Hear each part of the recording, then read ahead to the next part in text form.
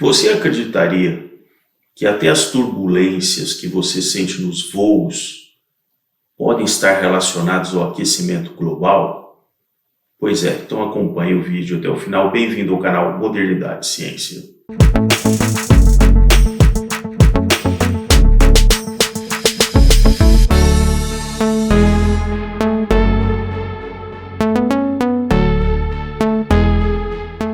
Eu sou o Paulo Bittencourt, vou comentar com vocês umas matérias recentes que eu li e eu achei bastante interessantes.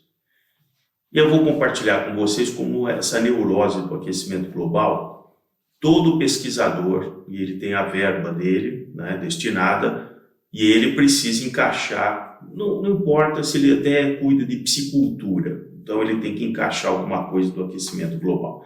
Que o aquecimento global existe, o planeta está em constante mudança, o problema é a questão antropogênica, Eles têm que encaixar, como eu já comentei várias vezes aqui no canal, o motivo antropogênico, ou seja, é a humanidade que controla o clima do planeta. Então, aí você tem que decidir se é o rabo do cachorro que abana o cachorro ou se é o cachorro que abana o rabo. Mas é interessante. Ó, aquecimento global vai intensificar turbulência em voos.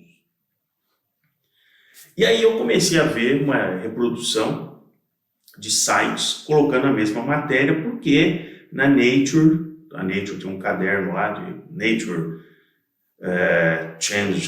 Climate Change, e aí eu comecei a pesquisar, descobri um artigo de março de 2023, e é interessante que eles encaixam exatamente em vídeos que circularam nas redes sociais de recentes problemas que voos, como um da Lufthansa, pessoas passaram a ficar machucadas e tal, por turbulências em voo. Aliás, pegando aqui meu modelo do 767,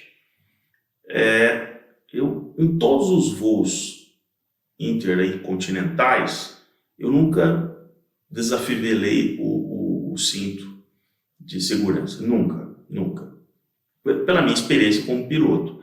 Por quê?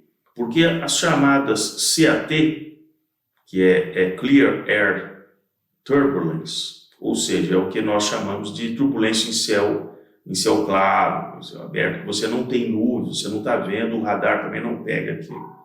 Então eu nunca desafivelei, eu só solto um pouco o cinto para ficar mais confortável, mas nunca soltei. Por quê? Isso é uma coisa que desde que os aviões passaram a voar em altitudes maiores, os efeitos das grandes massas de ar, que estão como se fosse um efeito cebola, a Terra é feita como as camadas de ar se movem como se fossem camadas de cebola, mas elas não estão todas na mesma direção, então muitas vezes elas entram em choque umas com as outras e tal, e criam vórtices, que causam uma turbulência. A turbulência, na verdade, o avião está se deslocando com uma velocidade ali de 980, por exemplo, quilômetros em relação ao ar, e de repente, uma camada daquelas onde ele está, ela desce 30 metros. Então, o efeito que você sente na turbulência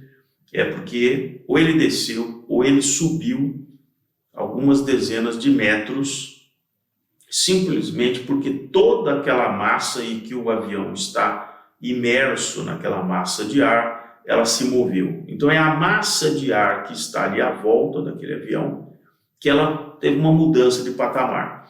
E se você entrar num vórtice, esse vórtice está muito tumultuado, então você fica chacoalhando ali. Os aviões já foram projetados para isso, as asas já foram projetadas para que com essa flutuação o avião não se destrua. Inclusive, como o centro de gravidade está mais próximo aqui, onde tem aqui a junção das asas, se você quer ter menos essa influência, você fica aqui no centro do avião.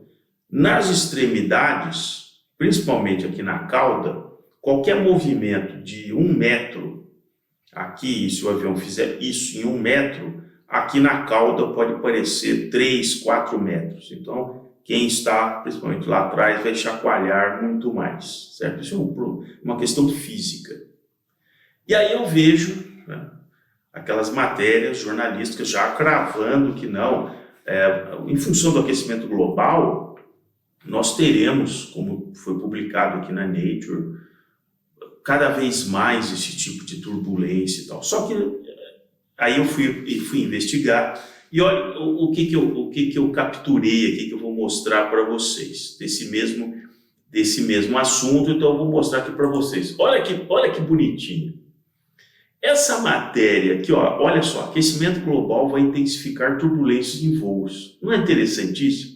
É o mesmo chavão, o mesmo refrão, só que essa matéria é de 2013, quando um outro artigo na Nature foi publicado dizendo que poderia aumentar as turbulências em até 150% nos próximos anos, por exemplo, 2013.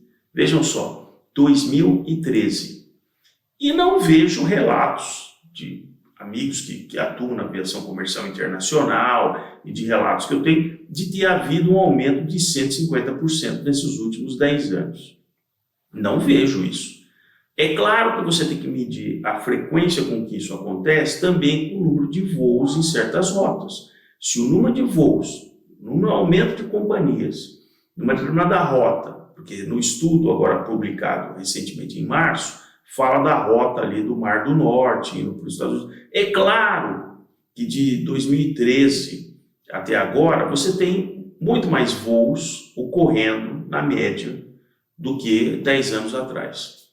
Então, isso também teria que ser levado em conta, o número de voos, o número de passageiros transportados e também os relatos. Por que os relatos são mais frequentes? São mais frequentes porque todos nós, com os celulares, podemos monitorar aquilo, fotografar, filmar aquilo dentro do voo, coisa que 10 anos atrás era mais complexo, não existia tanta essa tecnologia para o celular. Então vejam que essas matérias elas já são encaixadas dentro de uma narrativa. Quando eu vejo, peguei aqui o paper, né, publicado agora recentemente, foi publicado em março de 2023, tudo que ele se baseia em modelos matemáticos, inclusive fazendo referência aos modelos lá de 2013. Então é modelo matemático sendo aprimorado em cima de modelo matemático, uma projeção para o futuro, sempre partindo do pressuposto que a quantidade adicional de CO2 na atmosfera vai causar um aumento dos CATs, do Clear Air Turbulence. Olha, meu filho, a 12 mil metros de altura, o ar está ali a menos 50 graus de temperatura, o ar seco, não tem umidade nenhuma. Então, se você acha que a influência da temperatura que está no solo, já a 12 mil metros foi neutralizado porque a temperatura está a menos 50 graus.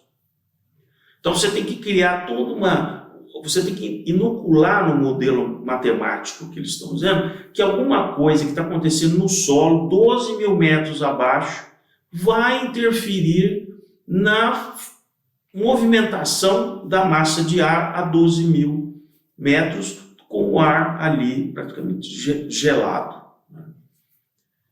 Então, realmente é uma grande forçação, que a ciência precisa de evidências, e as evidências nesses 10 anos, eles só ficam ajustando modelos matemáticos. Eu quero ver as evidências, o número de ocorrências, realmente o número de evidências numa mesma rota, com o mesmo número de voos. Se você pegar então os dados estatísticos de uma companhia aérea, numa mesma rota, por exemplo, Londres, Nova York, quantas vezes você tem que pegar? Também, na mesma época do ano, quantas vezes ele encontrou o fenômeno do CAT?